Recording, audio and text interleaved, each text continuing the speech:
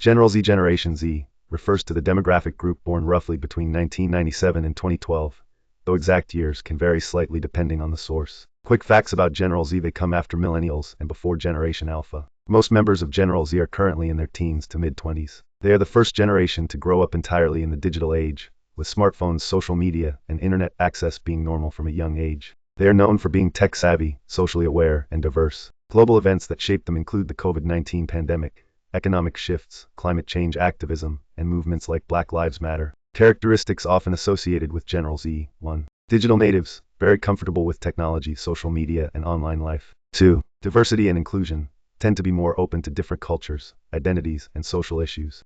3. Entrepreneurial mindset. Many seek independent or flexible career paths, including online businesses. 4. Mental health awareness. More open to discussing mental health than previous generations. For example, someone born in 2000 is Gen Z.